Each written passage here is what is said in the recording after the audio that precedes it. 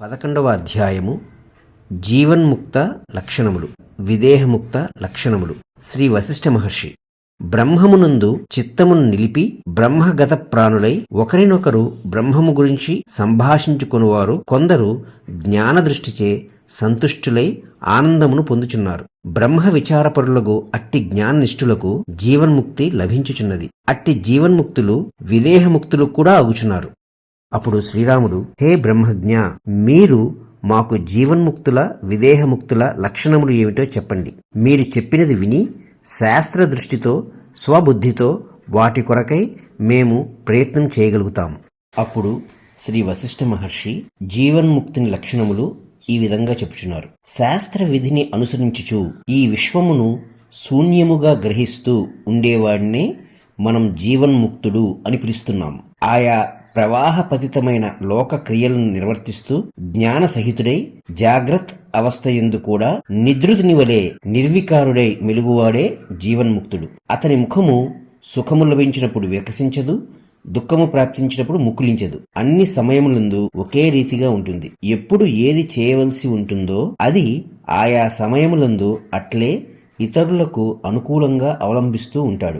మేలుకొని ఉన్నప్పుడు కూడా నిర్వికార ఆత్మతత్వమును ఆశ్రయించిన వాడై సుషుప్తుని వలె ఉంటాడు కదా. అందుచేత ఇతడు సుషుప్తుడేమో అనిపించవచ్చు, కాని అవిద్య అను నిద్ర నశించి ఉండుట చేత ఆత్మయందు అతడు సర్వదా జాగ్రత్తడే అగుచున్నాడు. ఈ దేహేంద్రియముల విషయంలో ఇవి నాకు సంబంధించినవి అని కాని, నేను వీటికి సంబంధించిన వాడిని అని కాని అతడు అనుకోడు.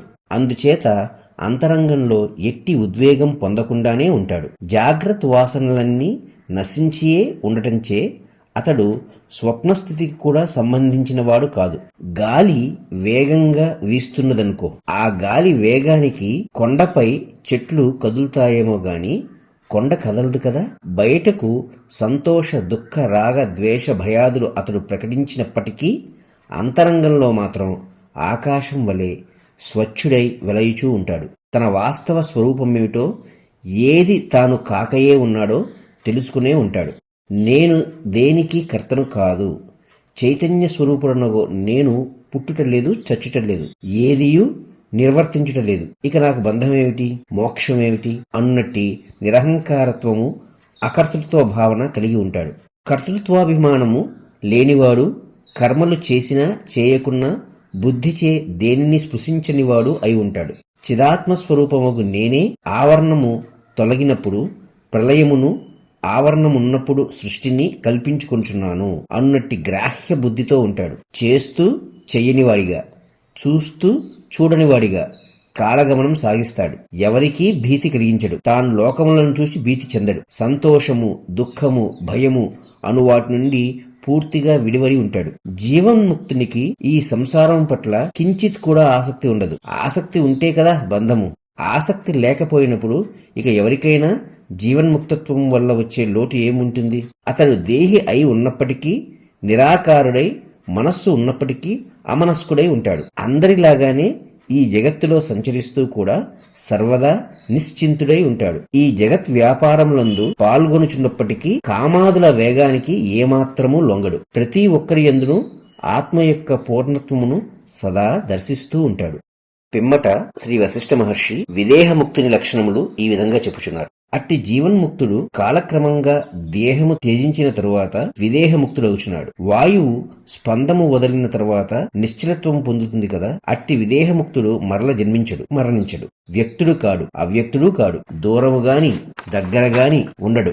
నేను ఇతరులు అను భేద దృష్టి అతనికి ఉండదు. సర్వాత్మకమగు బ్రహ్మమే తానగుచున్నాడు. అందుచేత సూర్య రూపమున తాపమును, బ్రహ్మ అయి జగత్ సృష్టిని, విష్ణువై రక్షణను, శివుడై సంహారమును చేస్తూ ఉంటాడు. ఆకాశ స్వరూపుడై గాలి యొక్క స్పందమును గ్రహిస్తూ ఉంటాడు. మేరు పర్వత స్వరూపుడై సుర అసుర దైత్య పాలకులకు, ఋషులకు కూడా నివాస స్థానమై ఉంటూ ఉంటాడు.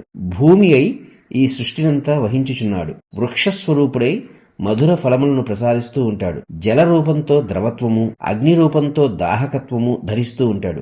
ఆ ముక్త పురుషుడే దిక్కుల రూపమును సంతరించుకుని వెలుతురు చీకటిలను ప్రసరింపజేస్తూ ఉంటాడు, విస్తరింపచేయుచూ ఉంటాడు. శూన్య రూపి అయి ఆకాశమును, పర్వతమై స్థలమును ఆక్రమించుచూ ఉంటాడు. వికసిత చైతన్యమై ఈ కనబడే జంగమ పదార్థములను సృష్టించుచున్నాడు.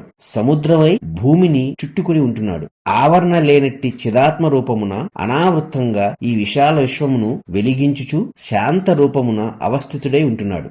ఓ రాఘవ, భూత భవిష్యత్ వర్తమాన కాలములలో ప్రకాశితమైనది, అగుచున్నది, అవబోచున్నది అయినట్టి ఈ దృశ్య సమూహంతో కూడా ఆ విదేహముక్తుడే అయి ఉన్నాడు సుమా. ఈ దృశ్య సమూహమంతా ఆ విదేహముక్తుడే అయి ఉన్నాడు. అప్పుడు శ్రీరాముడు, హే మహర్షి, సమదృష్టి పొందటం అన్నది చాలా కష్టమైనది, దుష్ప్రాప్యమైనది కూడా కదా. కనుక మీరు చెప్పుచున్నట్టి ఈ విదేహముక్తి ఏమంత సులభమైన విషయం కాదేమో. ఈ చిత్తమును చూచారా? ఇది క్షణక్షణం చంచలమై ఉన్నది కదా. దీని చాంచల్యంను నిరోధించేది ఎట్లా?